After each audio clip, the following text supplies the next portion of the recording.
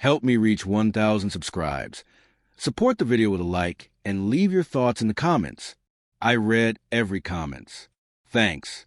James never thought silence could feel heavier than shouting. He learned that the night Elizabeth came home late, moving slowly, like every step hurt more than she wanted to admit. He was sitting at the kitchen table, laptop still open from work, when he heard the door close. Not slam, just close. That alone told him something was wrong. She didn't say hello. She didn't meet his eyes. She slipped off her shoes carefully and walked past him toward the hallway. That was when he saw it. A dark bruise forming along her forearm. Another faint mark near her collarbone, half hidden by her blouse. It wasn't makeup. It wasn't an accident. James stood up so fast his chair scraped loudly across the floor. "Elizabeth," he said, keeping his voice steady. "What happened to you?" She froze. For a second, he thought she might lie. She had always been good at pretending things were fine, especially when they weren't. But tonight, she didn't have the energy. Her shoulders sagged. "It's nothing," she said quietly. "Just work." That word hit him wrong. Work doesn't leave bruises.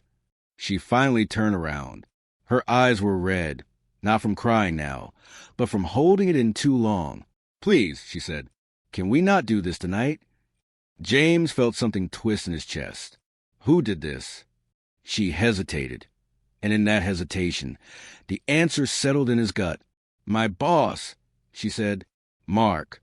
The room felt smaller. James had met Mark once. Firm handshake, fake smile, the kind of man who talked over people and called it confidence. "He hit you?" James asked. She shook her head quickly. "He grabbed me, shoved me. I told him no. He didn't like that." James clenched his fists, then forced himself to relax them.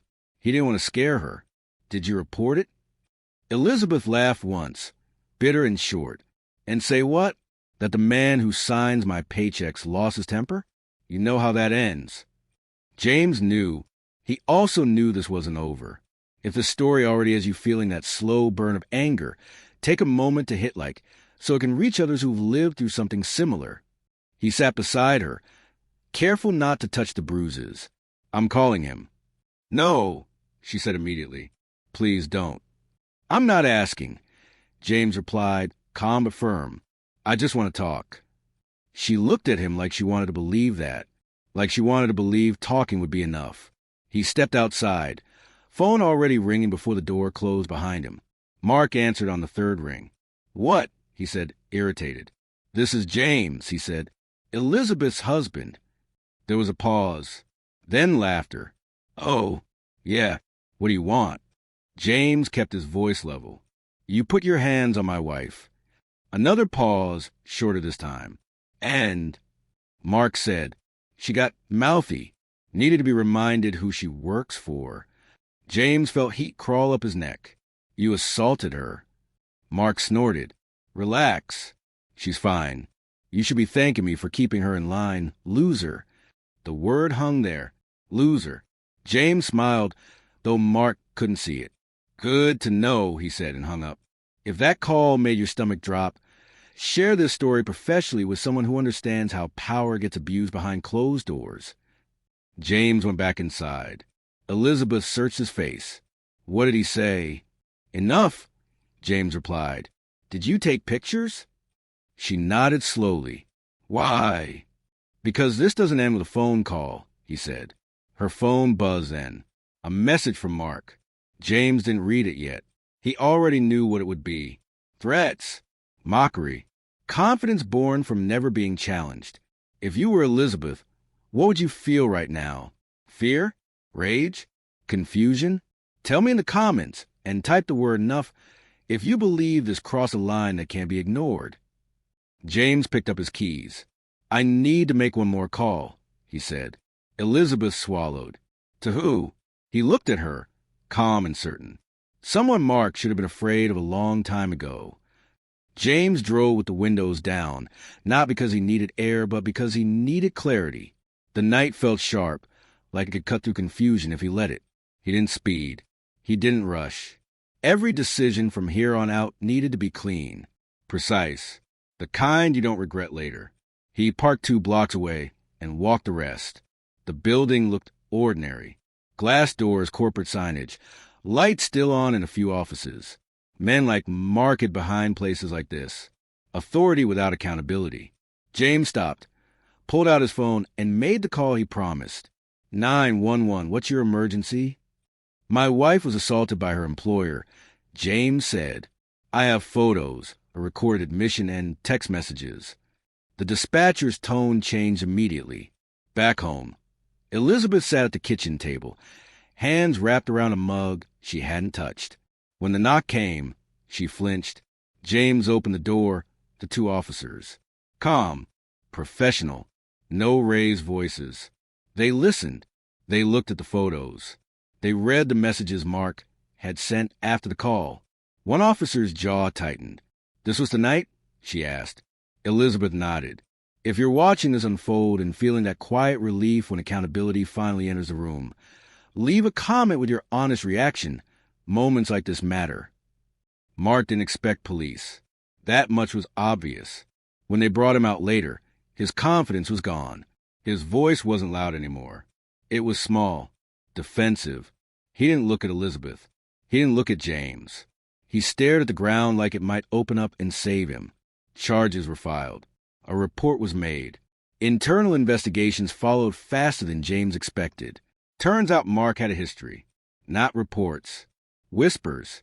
Settlements. Silence bought with fear. By morning, Elizabeth's phone was blowing up. HR, legal. Apologies wrapped in corporate language. James watched her read them, her face unreadable. They're placing him on leave, she said. Good, James replied. It's a start. They didn't celebrate. There was nothing to celebrate. But something had shifted. The house felt lighter, not because the damage was gone, but because it was finally acknowledged. Later that afternoon, Elizabeth broke down. Not loud, not dramatic, just tears that had waited too long. James sat with her, didn't interrupt, didn't fix. He just stayed. When she finished, she looked at him and said, I thought you'd get angry. He said. I just didn't let it drive. If you ever face a moment where restraint mattered more than rage, share this story with someone who understands the strength it takes to respond instead of explode. Mark tried once more. A voicemail this time. Apologies mixed with blame. Stress. Misunderstandings. Promises. James deleted it without responding. Some conversations don't deserve air. Weeks passed. Elizabeth took leave. Then she resigned. Not out of fear, but choice. Another firm offered her a position after hearing what happened. No questions. No pressure. Just respect. One night, sitting on the porch, Elizabeth said, He called you a loser. James nodded. He was wrong. She smiled for the first time since that night. Not because she felt victorious, but because she felt safe. This story sparks debate for a reason. Power. Responsibility. Silence. Join the discussion in the comments. Do you believe staying calm is the strongest response, or is anger sometimes necessary? James never spoke about Mark again. He didn't need to. The outcome spoke for itself. The call didn't ruin Mark's life. Mark's actions did. Elizabeth still has faint scars. They don't define her. They remind her. And James? He learned that strength isn't volume. It's follow-through. If this story made you think, like the video, comment with your perspective, and subscribe for stories that confront abuse, accountability, and quiet justice, because these conversations deserve to continue.